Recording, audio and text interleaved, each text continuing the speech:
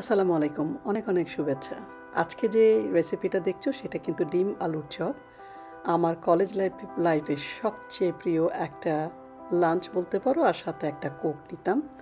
তো আজকে তোমাদের সাথে আমি সেটাই শেয়ার করব। যদিও আমি তার রেসিপিটা জানি না, কিন্তু আমি দেখেছি অনেকখানি স্বাদ কিন্তু সেরকমও হয়েছে। তো আমি বিভিন্ন ইউটিউব চ্যানেল এবং নিজের অভিজ্ঞতা দেখে কিন্তু এই আলুর চপটা বানালাম। আশা করি তোমরা অনেক অনেক এনজয় করবে। আর আমি রিকোয়েস্ট করব, যারা এখনও এই আলুর চপটা ট্রাই করো না নিজে বাসায়, একবার অবশ্যই করে নেবে। চলো তাহলে দেখে নেই কী কী লাগবে। আমি এখানে পেঁয়াজ হালকা বেরেস্তা করে নিচ্ছি, মোটামুটি 1 কাপের মতো। দুইটা ডিম সিদ্ধ করে নিয়েছি, আর 4টা আলু। এটা দিয়ে 8টা আলুর চপ হবে। প্রায় 1 টেবিল চামচের মতো কাঁচামরিচ কুচি। ডিমগুলি 4 ভাগ করে কেটে নিচ্ছি।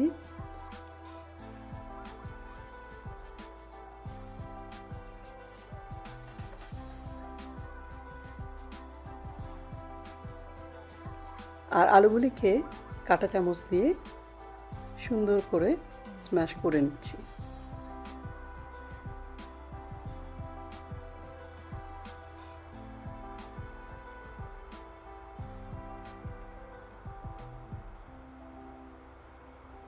এবার দিয়ে দিচ্ছি লবণ।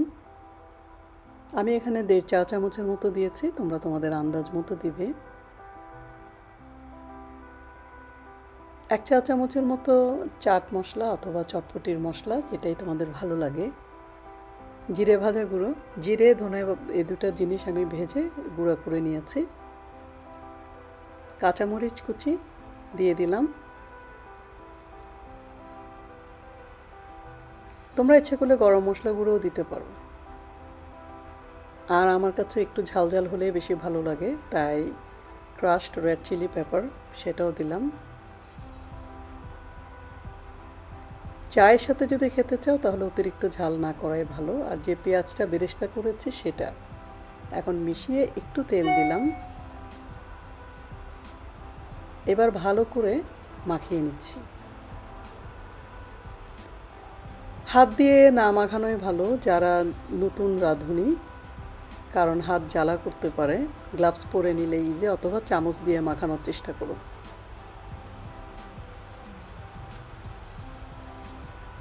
এবার আমি 8 ভাগে ভাগ করে নিচ্ছি।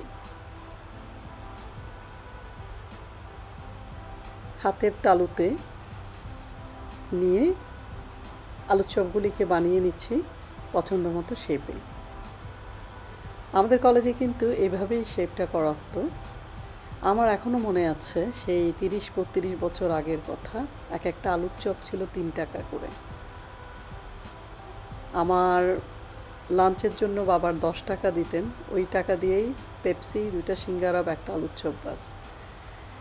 ডিম ফেটে নিচ্ছি। অনেকেই ডিমে সাদা অংশ দিয়ে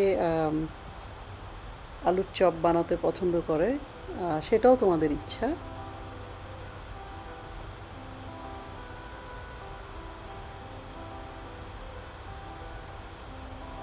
এবার টোস্টের গুঁড়ার সাথে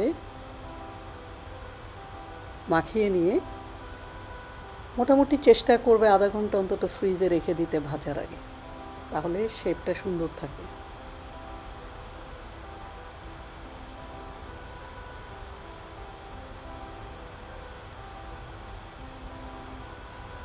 তৈরি হয়ে গেল। এখন আমি মাঝারি আছে আলুর চপগুলি ভেজে নিচ্ছি। এটা করতে কি বেশি সময় লাগে না, কারণ সব কিছুই অ্যাকচুয়ালি কুক করা।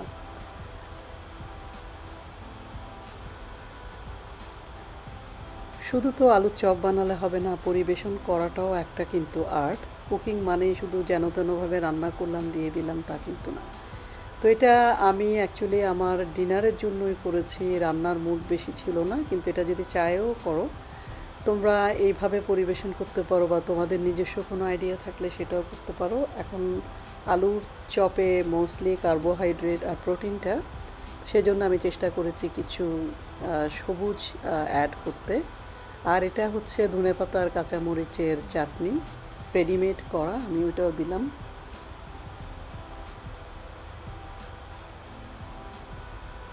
আমাদের বাসায় আলুর চপটা হতো কলিজা, মুরগির কলিজা দিয়ে। তো এটা খুবই ভালো লাগবে। তোমরা যারা এখনও ট্রাই করো নাই, অবশ্যই অবশ্যই একবার হলেও বানাবে। বিকালের চায়ে বলো, ঈদের মেনুতে বলো, মেহমানদারিতে বলো, কিংবা কখনো একদম রুচি না থাকলে শুধু ডাল দিয়েও কিন্তু এই আলুর চপটা খেতে ভালো লাগে। অনেক দিন পর আমি একটা রেসিপি দিলাম। প্লিজ সাবস্ক্রাইব করো যারা আমার চ্যানেলে নতুন, আর যারা পুরানো এবং দেখছো তোমাদেরকে অপরিসীম ভালোবাসা। আমার একটা ফেসবুক পেজ আছে, শারমিন ফাতিমা। তোমরা ইচ্ছা করলে ওখানে লাইক দিয়ে জয়েন করতে পারো, আর আমাকে ইনস্টাগ্রামেও ফলো করতে পারো যদি মনে হয় যে আমার চ্যানেলটা তোমাদের ভালো লাগছে। মাঝে মাঝে আমি আমার প্রিয় রেসিপিগুলির ছবি ওখানে আমি পোস্ট করি। আমার সাথে এতক্ষণ পর্যন্ত থাকার জন্য অনেক অনেক ধন্যবাদ। বাংলাদেশের এই করোনা সিচুয়েশনে তোমরা সবাই অনেক ভালো থেকো, মনের জোরটা ধরে রেখো, আর সুস্থ থেকো। অনেক অনেক ভালোবাসা জানিয়ে এবারের মতো আমি বিদায় নিচ্ছি। শারমিন, আল্লাহ হাফেজ।